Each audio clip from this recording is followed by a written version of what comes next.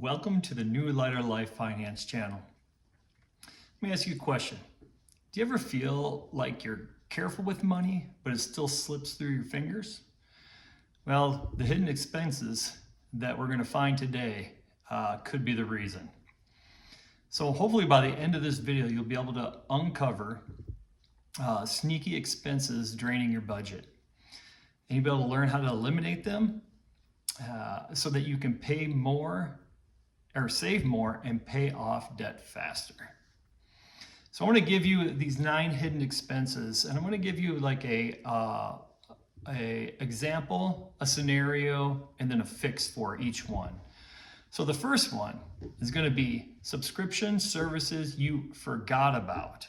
Okay, so your subscriptions like Netflix, Amazon Prime, Spotify, gym memberships, app subscriptions, all these editing tools, if you do editing, all of these things that you forgot about, which means you don't use them. A scenario for that would be, do you ever get those free trials for like watching a show? My daughter recently, she signed up for a trial on a streaming service that so she could watch the Nebraska women's volleyball games. And when she was done watching it, she didn't realize that, or she forgot, I should say, she forgot about the to cancel the subscription, and she got billed $560.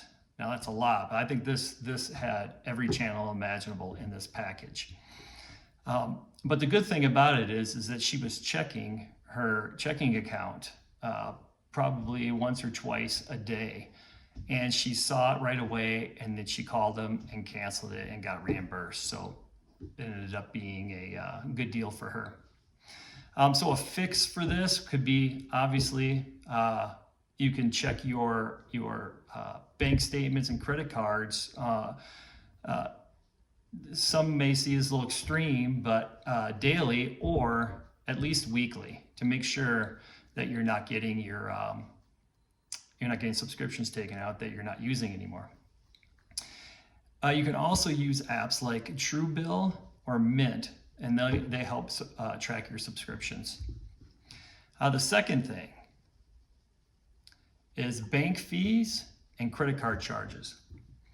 So some examples of this would be ATM fees, overdraft charges, annual credit card fees, and or late payment penalties.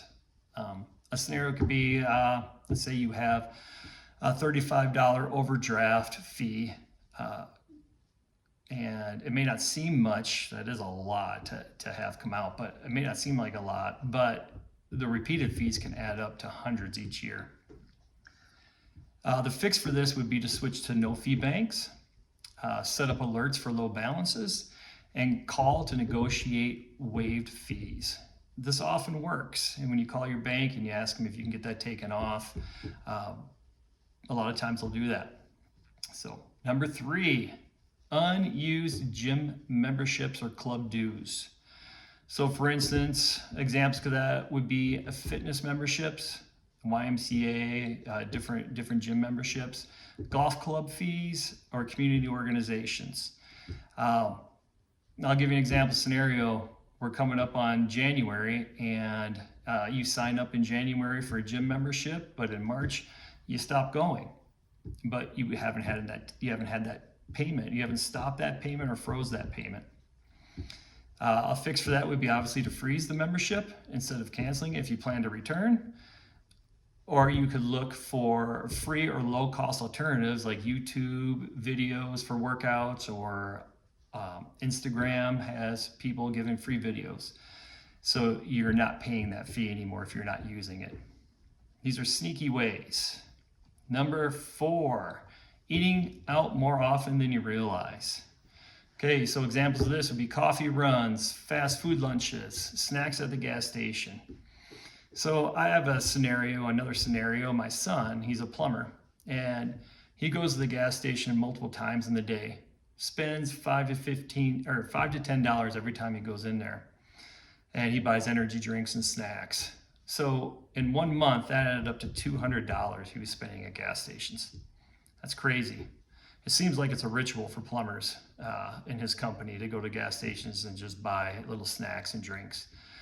He's since changed his spending habits, which is good, and he buys his energy drinks and snacks from Sam's Club.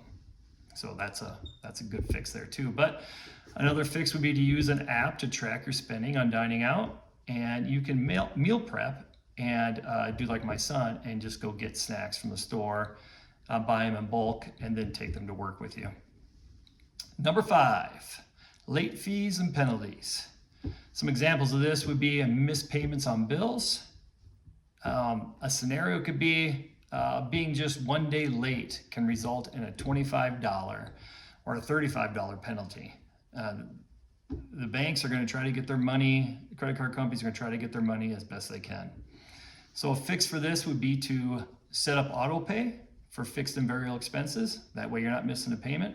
And use reminders on your phone or your budgeting app to remind you when a payment is due. Number 6, impulse purchases. An example of this would be checkout line, snacks, flash sales, and retail therapy splurges. A scenario, you went to the store to buy some milk and you walked out with about $50 worth of so-called deals. A fix for this would be to use a shopping list and actually stick to it. Now, I don't have that problem. When I go to the store for my wife, she makes a list, and for the most part, unless there's something else she forgot on the list, I only buy what's on the list. Now, my wife will go to the store and she likes to look around, and there may be something that catches her eye that she wants to get, and she'll purchase that also, and in the end, it could end up costing more in the long run. So these are buying only what you need when you go to the store will save you a ton of money. Next one is 7, which is unnecessary insurance add-ons. Okay, some examples of this would be collision insurance on rental cars when your credit card covers it, extended warranties that you'll never use. Scenario I got for that is we have a Jeep and we have full coverage on the Jeep, but during when it's not hail season, outside of hail season, we take the comprehensive off. And so for about 6 months out of the year, we're paying a lot less on our insurance. And then when hail season rolls around, we put comprehensive back on. I think you can only do this if your vehicle's paid off, because with a loan, you need to have full coverage on it with comprehension. So a fix would be to review your current insurance policies, decline add-ons unless absolute necessary. Kind of like we did. We took the comprehensive off during when hail season was over. Number 8, overpaying for cell phone and internet plans. Okay, example, a data plan with more gigabyte than you need, or outdated pricing. So this is more for home internet. We have 2 companies here where I live that offer different plans at different prices, and you can call them up and see how much you're actually using through a month. And you may be able to, maybe you're paying for too much, more than what you actually use. And you can call them up and get that plan lowered down, and that'll save you hundreds of dollars.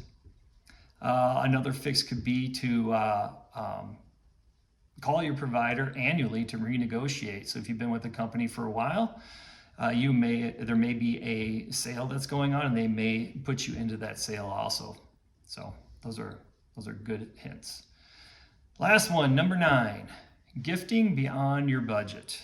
Okay, so expensive holiday gifts, birthday presents, hosting extravagant celebrations. Scenario, you feel obligated to give, even if it puts you in debt. Some fixes for this is set a gifting budget for the year. When you set aside money that you're going to use for gifts, and you only spend that money. Another good trick is to know who you're giving to. There's a book called The 5 Love Languages, and these 5 love languages are gifts, quality time, acts of service, physical touch, and words of affirmation. Know the people you're gifting. It could save you a ton of money, and you will show them you love them in a way that they'll receive that love. So for instance, if your friend, your friend values quality time, instead of buying them a gift and spending money, spending time with them, going on a hike with them, going down to the river or the lake or the ocean and just talking with them, spending quality time with them. Another example would be acts of service. If it's I used to do this when we moved from Texas to South Dakota. We stayed at our friend's house until our house was finished, and I used to show my appreciation for us staying there, I would clean parts of the house that don't normally get cleaned, like the laundry room, down behind the washer and dryer, behind the stove, things like that. Things that people usually never get to, but I choose to do that because I know the people that houses we stay at or have stayed at value acts of service. Here's some practical tips, 3 practical tips to find and fix hidden expenses, okay? So number 1 would be to conduct a spending audit. Look back at least 3 months of your bank statements and your credit card statements, and see if there are highlight any patterns of like overspending or any reoccurring charges, and look for those charges that you're not using anymore. Step 2, categorize your wants and your needs. Okay, ask yourself, can I live without this? If yes, cut it out. And step 3 is redirect saved money towards debt or savings. So take that money that you're saving or that you're finding on all these subscriptions or your insurance or your phone, and take those and put it towards your debt or towards your savings account. Okay, did any of these hidden expenses surprise you? Comment below and let me know which ones you would tackle first. Also, if you found this helpful, hit the like button and subscribe for more practical tips on budgeting and how to crush your debt. Thank you.